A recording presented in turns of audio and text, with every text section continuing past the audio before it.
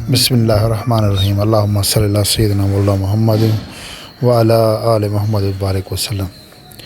नाज़रीन, बाद हम्द सना गुजारिश है कि ये पौधे काफ़ी अरसे से इनकी प्रूनिंग नहीं हुई थी, तो ये अजीब से बिगड़े हुए थे। कहीं से टहनी बढ़ गई, कहीं से कम हो गई, तो घर में एक झाड़ सा पैदा हो गया था। तो कटर नहीं था, कटर मंगवाया, इस बार ऑनलाइन मंगवाया है। देखते हैं ये कैसे निकलता है।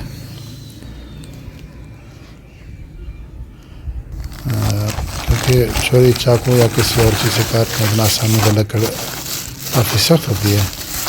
तो ये पार्सल में ये शायद ये मिट्टी उठाने वाला है, ये भी साथ आया है कटर के, और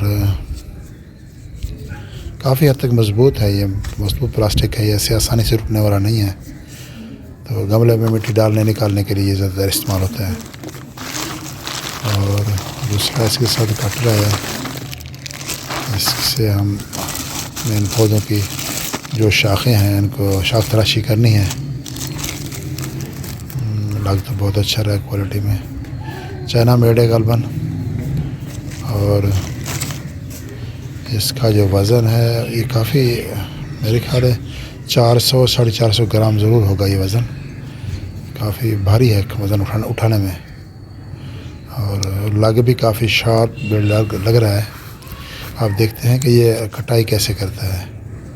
इसके साथ लाक भी लगा हुआ है, और इसके दो तरह का लाक है। एक पूरा खोलना हो, अगर मोटी लकड़ी काटनी हो तो पूरा खोल दें, अगर छोटी लकड़ी काटनी हो तो थोड़ा खोल दें। तो दो तरह के लाक हैं। माशाल्लाह बड़े इजी से लकड़ियों को काट रहा है।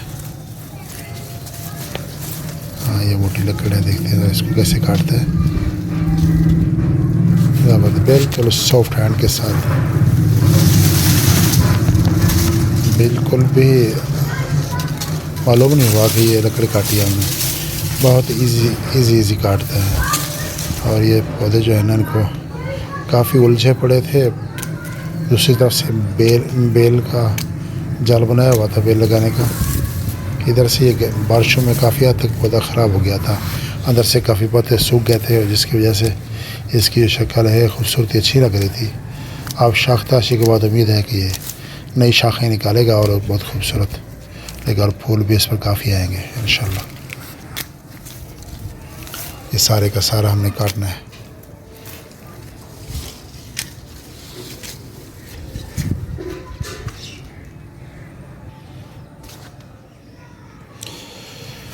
इसके साथ ये बाकी पौधे भी हैं, इन सबको देखना है।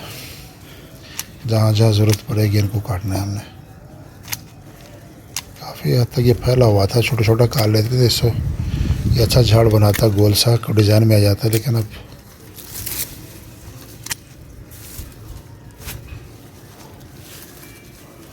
घर में लगे हुए पौधे कितना खूबसूरत लगते हैं, मुझे तो बहुत अच्छे लगते हैं। लेकिन अगर उनकी कटाई सही तरीके से की गई हो, वो बहुत ज़्यादा खूबसूरत लगते हैं।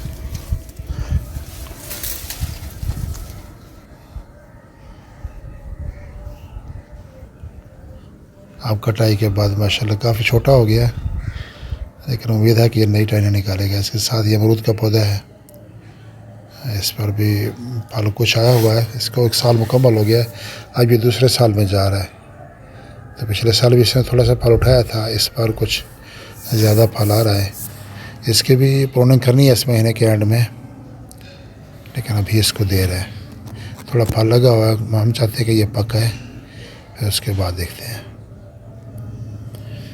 उसके बाद बाकी जो घर के पौधे हैं, ये भी कुछ नीचे से इनका बढ़ा हुआ है, वो इसको देखेंगे, सेट करेंगे। जितना इनको काटना हो वो काट देंगे।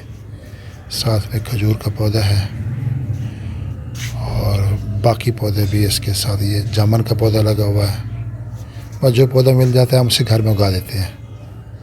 ये खजूर का तो लगाया था, लेकिन ये बाकी पौधे जामुन को खुद ब खुद लगाया था।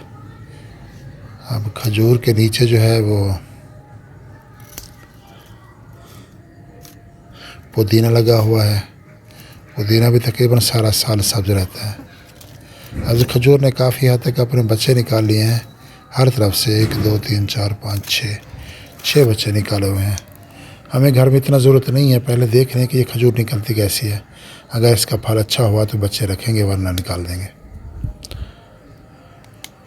इसके साथ वो बेल भी है, बेल को भी कुछ कटाई करनी है कि वो ज़मीन पर गिरी पड़ी है, उसको थोड़ा सा काट के सीधा करना है। ये कितनी खुश्क मोटी लकड़ है, इसको इजीली काट रहा है। माशाल्लाह ये कटर बहुत अच्छा मिला है, सब महंगा भी नहीं है और इसका काम बहुत अच्छा है, ज़बरदस्त।